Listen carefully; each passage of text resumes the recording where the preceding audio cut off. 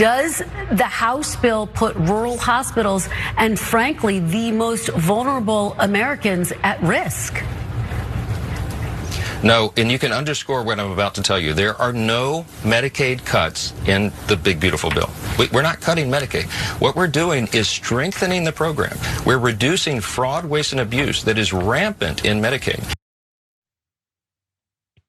House Speaker Mike Johnson and the Republicans are still trotting out their very, very tired lie about not cutting Medicaid. They are, though, full stop. And I'll prove it to you in a second, but that's far from their only lie. Trump and Johnson love to pretend like their big billionaire tax giveaway is actually going to reduce the deficit. But the reality, according to the latest analysis by the CBO, is that Trump budget bill would increase deficit by $2.4 trillion with 10.9 million more uninsured by 2034, the CBO says.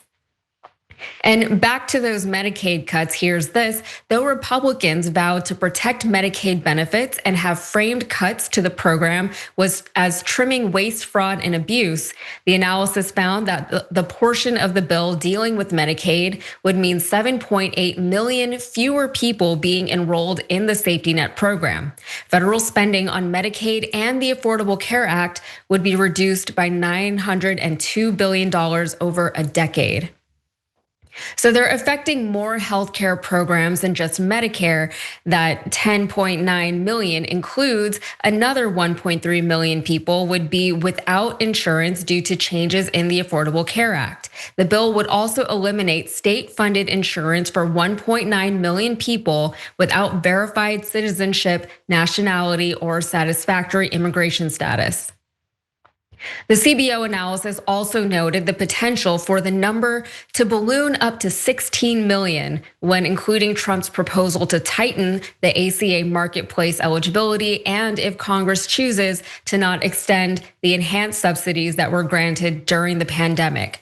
Maz, I want to get your thoughts on this real quick before we go on. There's a lot more to discuss here regarding the big, beautiful bill. But what's unfortunate about all of this to me, apart from the very, very obvious that so many Americans are going to lose healthcare coverage, if not right away, then very soon within the next decade or so.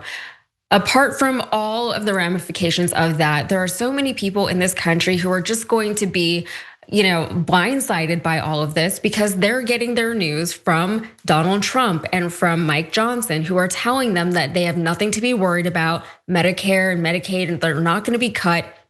Health insurance to Americans is going to stay just basically as it is right now, even though the facts show that that simply is not the case. We know that, and we do our best to communicate that to our audience here. But I assume that our audience does not consist of most of those Trump supporters who really just believe everything that comes out, not just from Trump's mouth, but from the Republican Party. So what do you have to say about that?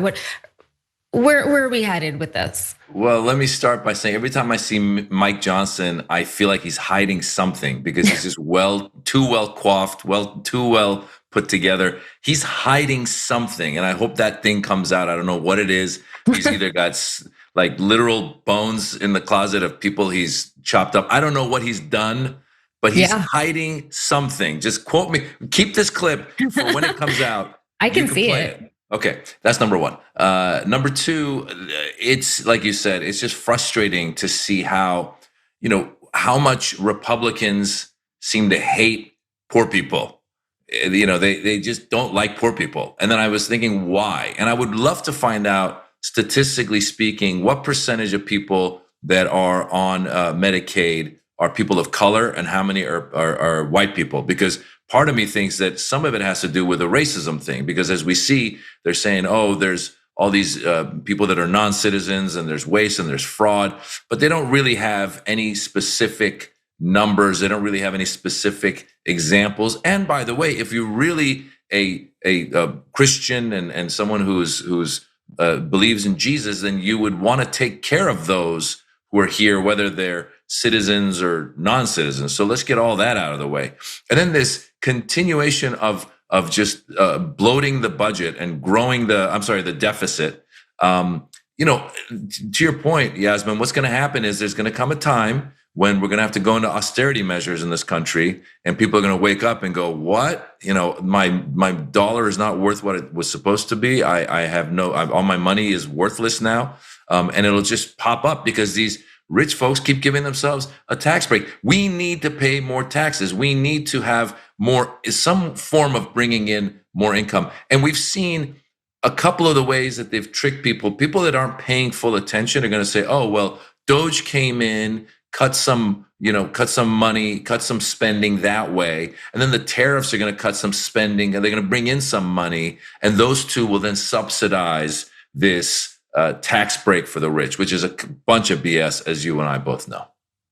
Yeah, I think also to your point, I feel like they really just hate poor people. And when I say poor people, I mean all of us, because we are not billionaires. And they really, maybe hate though is not the right word. I think that hate suggests way too much thought and involvement and passion. I think they just don't care about us, which is worse. It means they're not even thinking about us, like they don't care. As long as they get what they want out of this, and we already know what they want, and they want those billionaire tax breaks.